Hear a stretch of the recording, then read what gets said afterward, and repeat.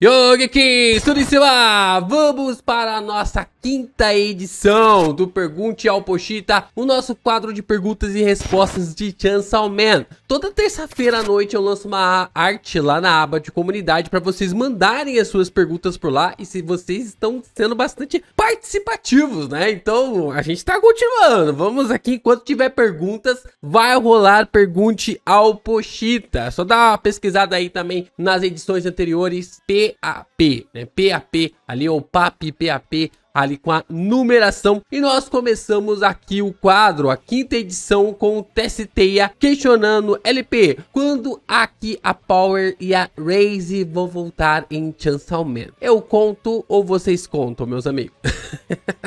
Eu conto ou vocês contam aqui pro Testeia? Porque, ó, meu amigão, se eu fosse você, não ficava esperando, não. Não crie expectativas, já foram 100 capítulos da segunda parte. A gente tá chegando mais de 100 capítulos da segunda parte, sem sinal nenhum ali do demônio do sangue, sem sinal nenhum ali do demônio da pistola, ou seja lá o que for que vá trazer o Aki, ou se o Aki for voltar realmente à vida. Então, cara, no máximo aqui eu tenho esperança mais na Raze, né? Já que a Raze provavelmente está viva, esteja viva. Agora, a Power e principalmente o Aki, aí, meus amigos, aí esquece, aí esquece. A gente volta para falar mais sobre as outras perguntas depois da vinheta.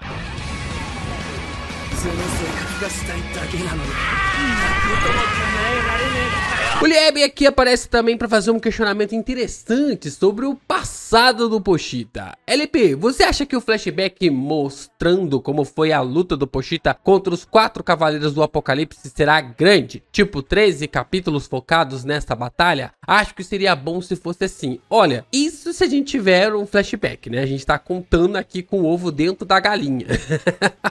Vamos lá, vamos contar aqui com o ovo dentro da galinha. Não é do feitio ali do Fujimas ter ali flashbacks, né, de uma forma assim, por exemplo, que nem o Oda faz em One Piece, como foi com Kuma, ou até mesmo ali com o Oden, nesses flashbacks. Agora, seria interessante? Seria. Eu tenho expectativa que isso vai acontecer? Não. A expectativa minha é menos 10, porque se acontecer, eu estarei sinceramente surpreendido. Ó, tô sendo bem sincero, eu não espero que esse flashback vá acontecer, vá rolar. Sinceramente mesmo, se for, caraca, eu vou ficar muito feliz, mas ao mesmo tempo, extremamente surpreso. Agora, se não acontecer, tipo assim, é uma coisa que eu não espero, né? Uma coisa que eu não espero. Já tem alguns relatos, alguns pontos, provavelmente é nisso que o Fujimas vai focar. De tudo que está conectado entre morte, fome, controle e também a guerra. Então eu acho que a própria Makima já deu bastante ali uma noção do que aconteceu, do que rolou, e a gente fica meio que no espaço imaginativo. E eu acho que essa vai ser a intenção do Fujimas com esse assunto.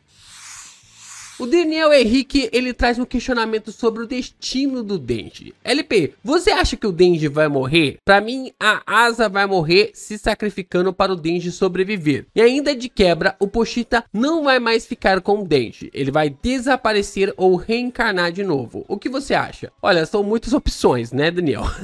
Vamos aqui responder a sua primeira questão. O Denji vai morrer? Não, eu não acho que o Denji vai morrer. Eu acho que literalmente o Denji vai cumprir o seu sonho, né? Qual que é o sonho do Denji? Fazer sexo. A gente sabe que o sonho do Denji é esse. Agora, com quem vai ser, né? Com quem que vai ser ali essa pessoa, aí nós não sabemos. Se vai ser com a morte, se vai ser ali com a Yoro/Asa, não sabemos ali, mas tudo leva a crer que seja ali com a guerra e também com a Asa. Aí você fala que pra mim a Asa vai morrer se sacrificando para o Denji sobreviver. É uma possibilidade ali a Asa sacrificar para que a guerra não prossiga. A gente vai fazer um vídeo bem legal aqui falando sobre as questões relacionadas aos propósitos, tanto do controle quanto também da fome e da guerra, provavelmente focando mais na morte e também ali na guerra, sobre essas ideias e propósitos ali que elas têm, cada um ali sobre o mundo que querem criar. E a gente vai fazer um vídeo focado nisso mais pra frente. Na semana que não tiver Chainsaw Man, a gente acaba focando nisso na terça-feira. Mas o fato é que eu acredito sim na possibilidade da Asa se sacrificar visto que todo casal, ou todo par que o Denji acaba conseguindo, né, Raze,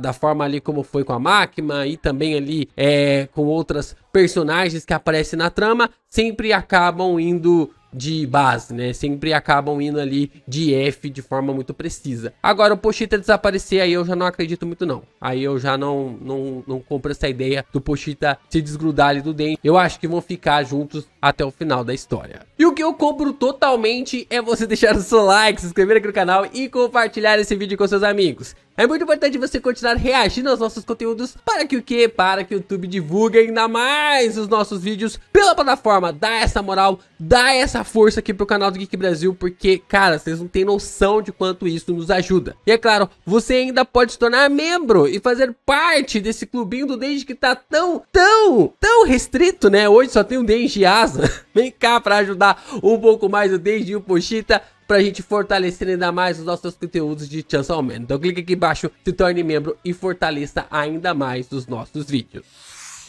O Paulo Bezerra traz uma pergunta bem legal entre Kishibe e Yoshida. Você acha que o Yoshida conseguirá rivalizar com a morte, assim como o Kishibe conseguiu com a Makima? Olha, o Kishibe tá num patamar acima, né?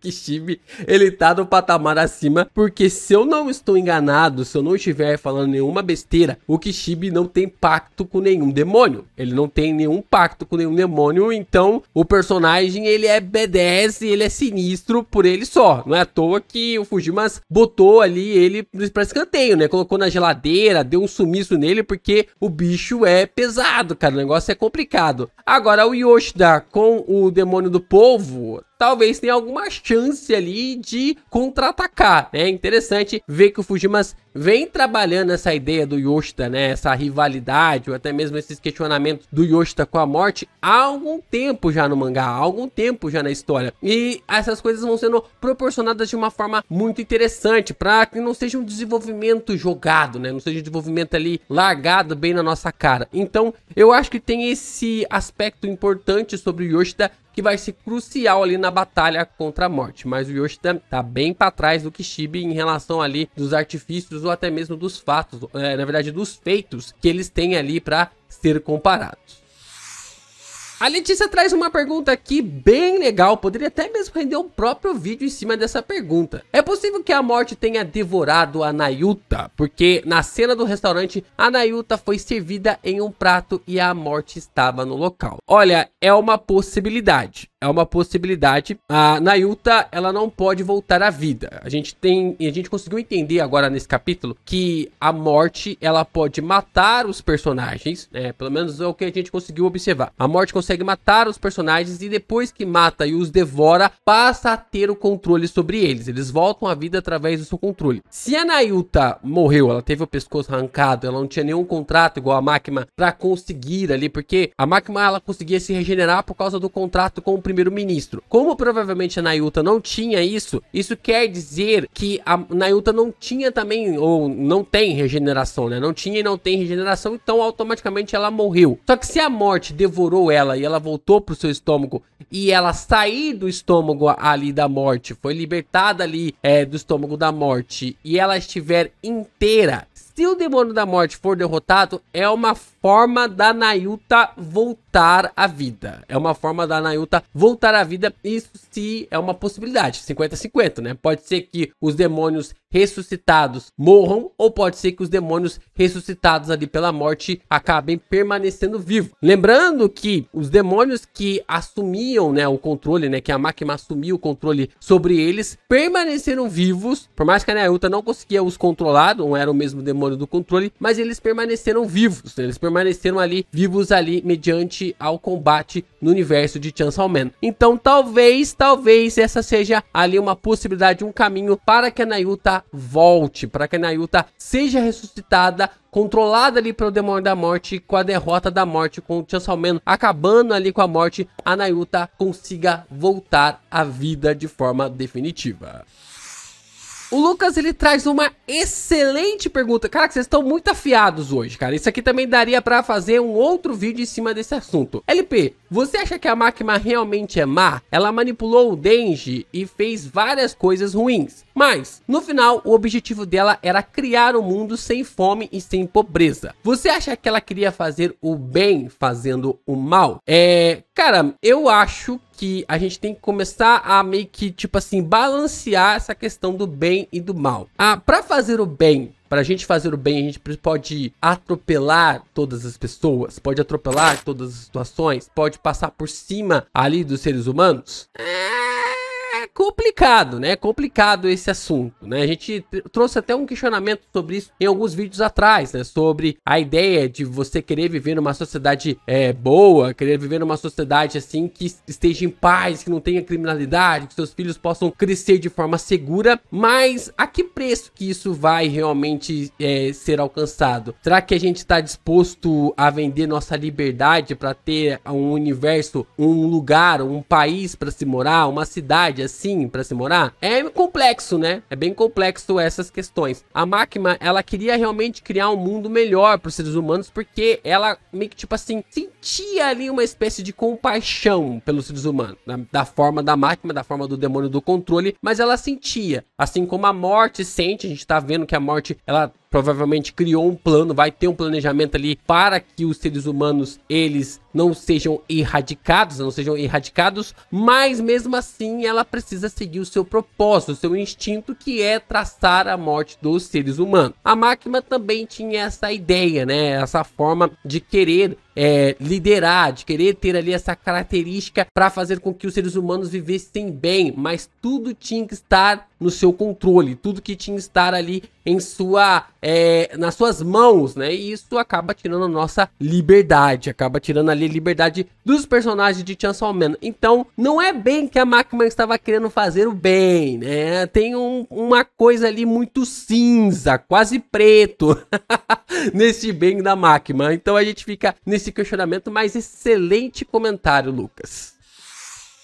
E o Caio Music traz a pergunta que leva ao título desse vídeo. Eu sei que as pessoas, inclusive eu, odeiam essas teorias exageradas de esse é o demônio da morte, mas só de abrir essa possibilidade, não seria uma reviravolta louca se aqueles pássaros pretos que apareceram repetidamente na parte 2, né, no começo da parte 2, e também nos últimos capítulos da parte 1 fosse o demônio da morte observando? Cara, eu tenho plena convicção que sim, Caio. Eu tenho plena convicção que sim, que se trata mesmo do demônio da morte. É importante, o Fujima está colocando essa ênfase sobre os corvos, né? Sobre os corvos sobrevoando as situações, sobrevoando os lugares, porque a própria morte parece estar conduzindo tudo isso pro grande dia do apocalipse, né? Pro grande dia profetizado pelo Nostradamus. Então, na minha concepção, é muito viável que a morte tenha manipulado o Denji na queda da Máquina. Olha, ele falou o título do vídeo.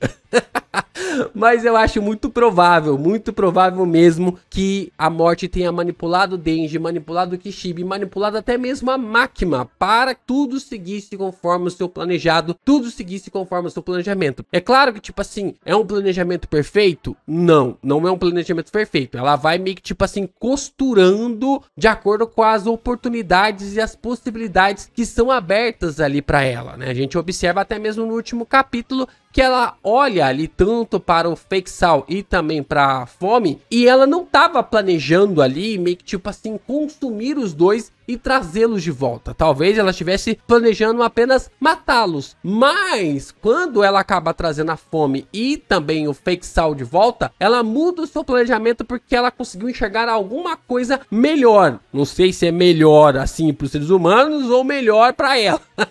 Mas o fato é que ela enxergou algo melhor e isso vai ser crucial para o desenvolvimento do final do mangá. Então eu acredito sim, piamente, sobre a possibilidade da morte estar manipulando tudo até a chegada do dia do juízo final, do dia profetizado por Nostradamus. É claro, como eu disse, tem algumas questões que precisam ser aparadas, ela deve correr sempre atrás de alguns prejuízos que vão e vêm, mas a morte, ela é perfeita, porque ninguém sabe o dia em que ela vem, ninguém sabe o dia que ela chega, mas quando ela vem, ela traz um estrago absurdo.